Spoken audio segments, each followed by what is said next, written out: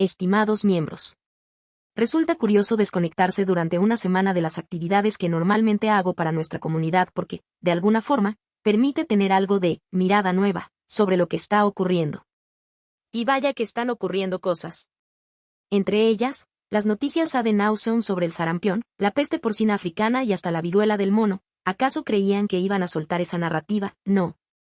Cualquier virus y cualquier enfermedad para la que ya hayan invertido tiempo, dinero y chantajes, no van a soltarla tan fácilmente. Más que irse diluyendo en la inopia, en México, las noticias, aterradoras, y vaticinios casi apocalípticos sobre el sarampión han crecido en esta semana. Y, claro, mi bandeja de correo llena de mensajes pidiéndome que les diga si deben o no vacunarse. Si supiera cómo escribir un suspiro, lo haría. Supongo que sería algo así como Pufux, pero no le hace justicia a mi suspiro hondo. En realidad, no debiera sorprenderme el que hasta en mi lugar de trabajo están anunciando lugares para vacunarse contra el sarampión a estudiantes, profesores y personal administrativo. Conozco ya personas adultas, de más de 30 años, que han ido corriendo a mostrar su obediencia ante el llamado y a pregunta expresa de «pero, ¿no estabas ya vacunado?». Han respondido «sí, pero así me protejo más». Sin importarles nada el que así no funciona esto. Claro, luego de las mentiras y tergiversaciones tan populares que repetían los medios, autoridades sanitarias e influencers médicos, y dentistas, la población se ha creído el cuento de que entre más vacunas, mejor. Y ven a las inyecciones vacunales como una suerte de varita mágica. No importa que ya tengan linfocitos B y T de memoria, que están listos para hacer su trabajo y frenar la infección si llegasen a infectarse. No, eso no importa nada, dirán algunos con ojos desorbitados y voz casi poseída de rabia. Lo que importa es lo que inducen las vacunas, la inmunidad natural no existe. Por más que desearía que no fuera así, el miedo sigue siendo el motor que empuja a la acción de tantos.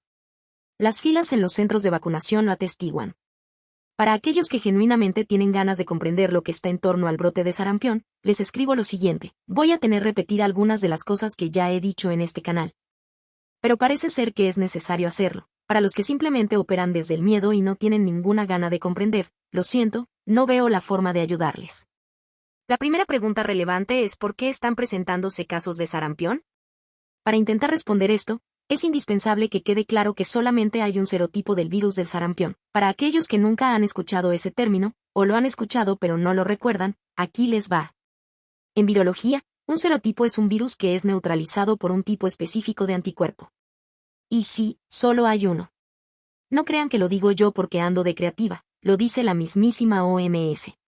El que solamente haya un serotipo del virus de sarampión es muy importante, porque significa que una vez que tienes inmunidad contra él, estás protegido de por vida. Esto tampoco es invento, ciencia ficción ni magufería. Si no me creen, busquen información al respecto. Sí, pero ¿cómo busco información al respecto? Pensarán algunos. Bueno, pues, hace unos años, cuando la mayoría de la gente aún sabía que los libros podían contener información importante para la comprensión de temas, y cuando existían bibliotecas públicas que contenían libros impresos, les hubiera respondido solo vayan a la biblioteca universitaria más cercana, saquen un libro sobre virología y lean el capítulo sobre sarampión. Pero, como ahora ya casi no hay libros en las bibliotecas públicas, casi no va la gente a las bibliotecas, y cada vez hay menos personas que piensan en un libro como fuente de información, entonces les responderé pues. Googleenlo. Escriban duración de inmunidad contra el sarampión, o si son generación Z, escriban, ¿cuánto dura la inmunidad contra el sarampión? Como casi todo mundo se queda ahora con lo que dice Yemenach, la IA de Google, ya que es lo primero que aparece, vamos a ver esa respuesta, les debe de salir algo así. La inmunidad contra el sarampión tras contraer la enfermedad es generalmente de por vida. La vacuna triple vírica, SRP/MMR, con sus 2 dosis recomendadas, ofrece una protección a largo plazo, altamente efectiva, más del 97% tras la segunda dosis. Considerada prácticamente duradera para la mayoría de las personas. Inmunidad natural, quienes se recuperan del sarampión quedan protegidos de por vida contra futuras infecciones. Inmunidad por vacuna, la primera dosis, 12 a 15 meses, genera un 93% de protección y la segunda, 4 a 6 años o 18 meses, según el país. Eleva la protección a más del 97%. Duración. Aunque la respuesta inmune puede disminuir con el tiempo, después de 10 a 15 años, la protección contra el sarampión persiste. Por lo general, no se recomienda revacunación rutinaria en adultos si ya cuentan con el esquema completo. Nota de Karina. Me encanta como hasta Yemen H avisa que la inmunidad natural es superior a la inmunidad que confiere una vacuna. Es de esas cosas que da gusto ver. Supongo que siempre puede ser reprogramada para decir algo así como la inmunidad natural no existe, o no es tan buena como la que confiere una vacuna y demás frases como las que decían. Sin conocimiento básico de inmunología, muchos médicos, pero bueno, por ahora, está diciendo Yemen ahí la verdad en ese punto. Para aquellos que prefieren que una IA no les dé la información masticada y digerida, pueden entrar en alguno de los enlaces que aparecen debajo de las palabras del nuevo oráculo de Delfos. Por ejemplo, debe de salirles un enlace a un artículo de divulgación electrónica de la UNAM publicado en el 2020. Que en su texto dice es importante recordar que el sarampión proporciona una inmunidad de larga duración. Una vez que se adquiere la enfermedad o se aplica la vacuna, la inmunidad adquirida es para toda la vida, ¿lo ven? En serio, es para toda la vida. Y esto se sabe desde hace décadas o, en una de estas, hasta hace más de un siglo.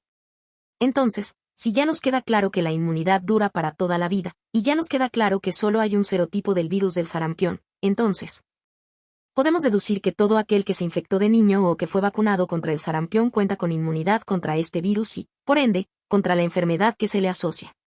Ah, ya me imaginé a algunos que, frunciendo el ceño dirán pero, ¿cómo sabemos que fuimos infectados o que fuimos vacunados, si no me acuerdo y mis papás no guardaron registro alguno? Está perfecto que se lo cuestionen. Cuestionar es la base para comprender. Para responder a este cuestionamiento necesitamos ver los hechos históricos con datos oficiales, ¿vale? El último brote masivo de sarampión en México ocurrió entre 1989 y 1990, con casi 90.000 casos.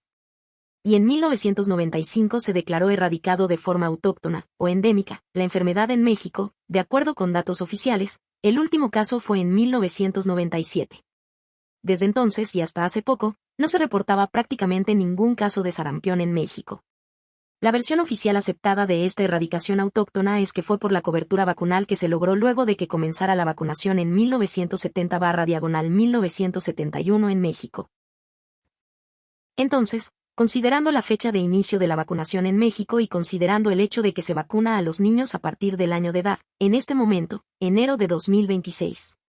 Tenemos personas de más de 57 años que no fueron vacunadas de niño pero que, con muy alta probabilidad, se infectaron y cursaron la enfermedad de niños, por lo que cuentan con inmunidad, obviamente. No lo puedo asegurar, pero dado que era tan común esa enfermedad antes de las vacunas contra ella, es muy probable que se hayan infectado. Además, recuerden que arriba mencioné que hubo un brote de casi 90.000 casos de sarampión en México entre 1989 y 1990. Estas personas hubieran tenido 20 años o más en ese momento, así que si no hubieran tenido inmunidad, probablemente se hubieran infectado entonces, lo recordarían, supongo, y tendrían inmunidad ya. Evidentemente, como he indicado, no puedo meter la mano al fuego diciendo que los mexicanos, y mexicanas, que vivían en México de niños y que tienen ahorita 57 años o más, ya tienen inmunidad contra el sarampión, pero es muy probable que sea así. Conforme fue creciendo la aceptación de los padres por la vacuna del sarampión a partir de 1971, comenzó a ser muy común que fueran vacunados los niños en México. Es cierto que ningún año a partir de 1971 se logró una cobertura de vacunación de más del 95% de los niños, y que hubo cierta fluctuación en esta cobertura. Pero de acuerdo con datos históricos oficiales, se mantuvo bastante alta, sobre todo en las ciudades. Por ejemplo, de acuerdo con el Instituto Nacional de Salud Pública, en 2012 se registraron coberturas de casi 95% en toda la población mexicana, ciudades, pueblos y caseríos.